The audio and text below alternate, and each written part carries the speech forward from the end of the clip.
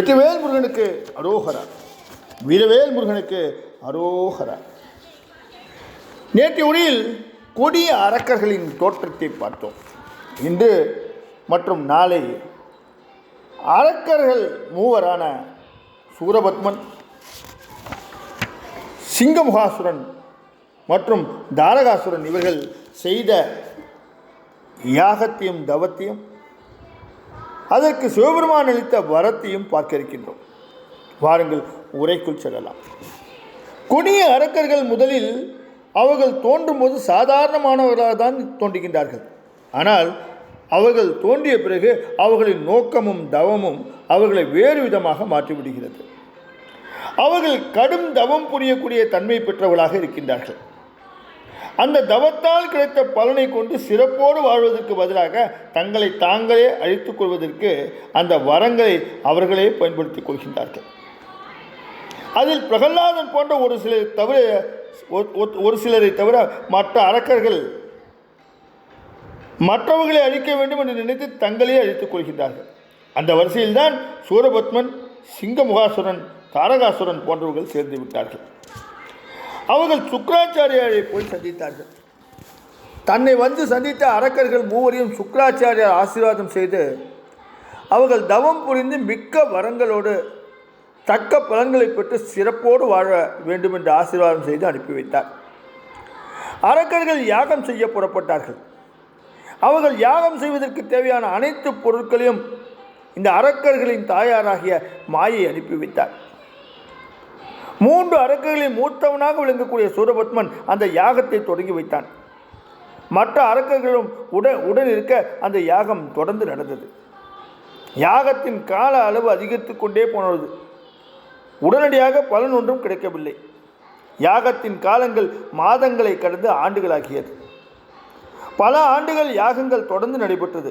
இருந்தாலும் அவர்கள் யாகத்துக்குரிய பலன் அவர்களுக்கு கிடைக்கவே இல்லை. அவர்கள் செய்யும் யாகத்தின் நோக்கத்தை புரிந்து கொண்டு அவர்கள் முன்பு வந்து பரமேஸ்வரன் தோன்றவில்லை. எனவே எத்தனை ஆண்டுகள் யாகம் செய்தாலும் இனிமேல் பலன் கிடைக்கப் போவதில்லை என்று அசுரர்கள் நினைத்தார்கள். உடனே சூரபத்மன், இந்த யாகம் எப்படியும் பலனளிக்கப் போவதில்லை, அவ்வாறு யாகத்தால் பலனில்லாமல் போனால் தான் உயிர் வாழ்வது அர்த்தமற்றது, ஆகையால் நாம் உயிரை விட்டுவிட வேண்டும் என்று எண்ணினார். அதனால் சூரபத்மன் வாளை எடுத்து தன் உடலின் சதையை வெட்டி குண்டலத்தில் போட்டான். அவ்வாறு செய்தும் பலன் ஏதும் தோன்றவில்லை. அதனால் ஹோம குண்டலத்தில் தானே விழுந்து உயிரை விட்டான். சூரபத்மன் யாகத்தால் பலனில்லை என்று உயிரை விட்டதை கண்ட அவன் சகோதரர்கள் மிகவும் வருத்தப்பட்டார்கள். இருப்பினும் தங்கள் தாய்க்கு அளித்த வாக்குறுதிப்படி யாகம் செய்து பலன் கிடைக்கவில்லை என்றால் உயிரை விட்டுவிட வேண்டும் என்று நினைத்தார்கள். அதனால் சிங்கமுகாசுரனும் குண்டலத்தில் விழுந்து உயிரை விட துணிந்தான். இதற்கு மேல் அசுரர்கள் யாகத்தை முடித்துக் கொள்வார்கள் என்று தோன்றவில்லை.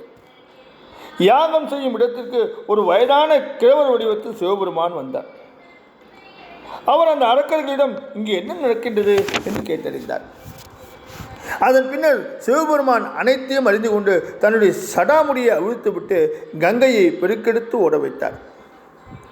கங்கை பெருக்கெடுத்து ஓடியதால் குண்டலத்தில் பாய்ந்து உயிரை விட்ட சூரபத்மன் உயிரோடு கலந்து வெளியே வந்தது.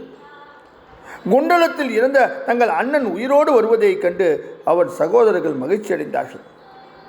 வயதானவரின் இந்த செய்கை அரக்கர்களை வியப்படைய வைத்தது. அதன் பின்னர் பரமேஸ்வரன் தன்னுடைய சுய வடிவத்தை எடுத்து காட்டினார். அவரை சூரபத்மனும் அவருடைய சகோதரர்களும் பாதங்களில் விழுந்து வணங்கினார்கள். சிவபெருமான் அவர்களிடம் எதற்காக இந்த யாகம் செய்கின்றீர்கள் என்று கேட்கத் தொடங்கினார். அவர் என்ன கேட்டார், அரக்கர்கள் என்ன வரங்களை கேட்டார்கள் என்பதை நாளைய உரையில் பார்ப்போமா? வெற்றிவேல் முருகனுக்கு அரோகரா. வீரவேல் முருகனுக்கு அரோகரா.